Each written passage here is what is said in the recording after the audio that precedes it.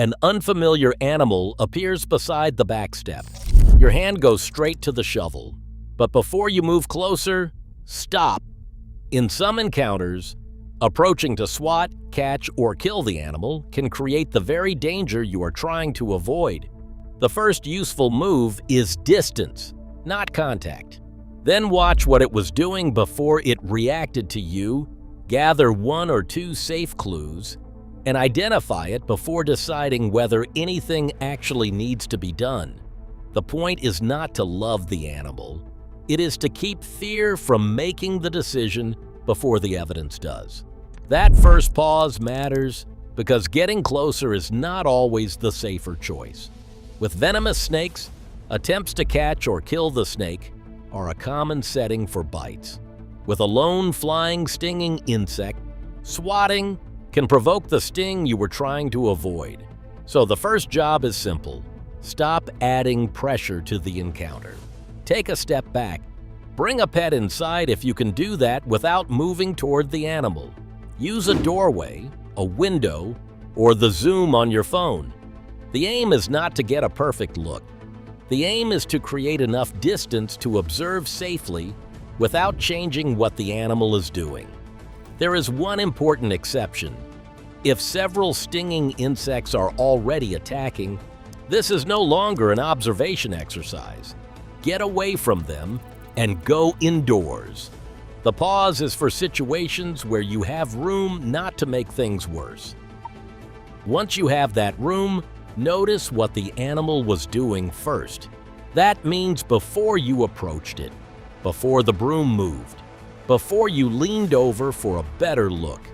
A snake that was trying to move away can look very different after it feels trapped.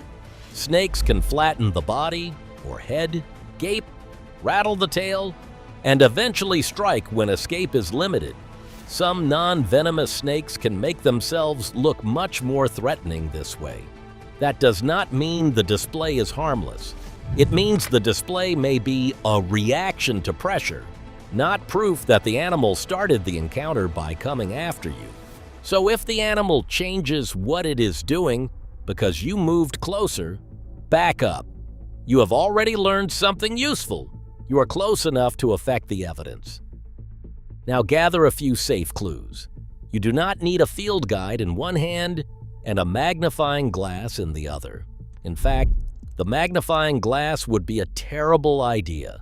What you want is a small evidence packet, rough size. Where you found it, time of day, what it was doing. Whether this was one animal or something you have seen repeatedly. Is there a nest, a burrow, an entry hole, droppings, damage, or a food source nearby? If you can take a clear photograph with zoom while staying back, that can help too. The key is that none of those clues is worth walking into reach of the animal. And this is where people get caught by a very human shortcut. We see one striking clue, and our brain turns it into a conclusion. A raccoon walking through the yard in daylight is an observation. It does not by itself prove rabies. A snake with a triangular-looking head is an observation.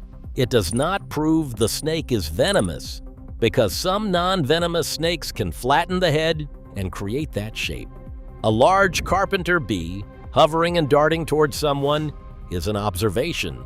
Male carpenter bees commonly do that, and males cannot sting. Females can sting. So this is not a rule for every large bee you see. It is a reminder that dramatic behavior does not automatically tell you what the animal can do. That distinction matters. Observation is what you can actually see. Conclusion is what you think that sight means. The first one helps you identify the animal. The second one can get ahead of the evidence. And even after you identify the animal, there is still another question. Is there actually a conflict? One animal crossing the yard is not the same thing as repeated access to pet food. A stinging insect passing through is not the same problem as a nest beside a doorway you use every day. A carpenter bee appearing once near exposed wood is not the same situation as repeated nesting there, which can cause increasing damage over time. This is why one sighting does not automatically mean you have an infestation, a nest, a den, or a problem that needs control. The animal may simply be passing through, or the real issue may be something in the yard that keeps inviting animals back. Pet food, garbage, an easy opening into a sheltered space. At that point, the useful question changes from, "What is this animal?" to, "What problem is actually happening here?"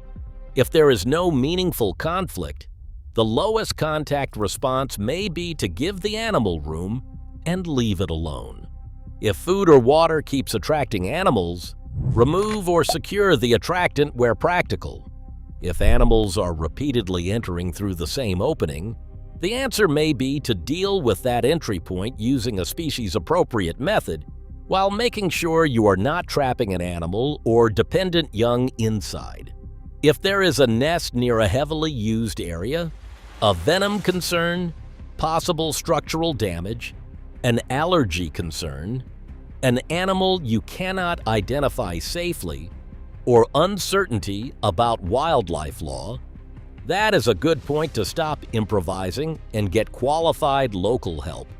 And there is another tempting shortcut worth avoiding. Catching an animal and driving it somewhere else is not automatically the humane answer. Depending on the animal and the location, relocation can be restricted, can fail, and can create welfare or disease problems. So the alternative to striking first is not always doing nothing. Sometimes it is leaving the animal alone. Sometimes it is changing the condition that keeps bringing animals back. Sometimes it is blocking access. Sometimes it is calling someone who can identify or manage the situation without turning your backyard into a guessing game. There is also a point where this whole checklist ends. If an attack is already underway, protect yourself and get away. If you have been bitten or scratched, the problem is no longer identification from a distance. Get appropriate medical advice, including professional assessment if rabies exposure may be relevant. If there has been direct contact where a bite or scratch cannot be ruled out, if venom is a real concern, or if the animal is behaving severely abnormally, keep your distance and contact the appropriate local health, animal control, wildlife, or other qualified service. The same applies when identification would require you to move closer than feels safe, or when the question has become one of structural damage or wildlife law rather than simple backyard observation. At that point, stopping is the correct decision. If this kind of calm, practical backyard decision-making is useful to you, subscribe for more. Now go back to that first moment beside the back step. The shovel is still there. The animal is still unfamiliar, but you have not rushed into reach of it. You have distance, a few safe clues, and a better idea of what question you are actually trying to answer. Maybe the animal moves on. Maybe you notice the pet food bowl that has been drawing visitors. Maybe the Zoom photograph is enough for a qualified local person to tell you what you are dealing with. The important part is that the decision now belongs to the evidence, not the first flash of fear, and the shovel can stay exactly where it was.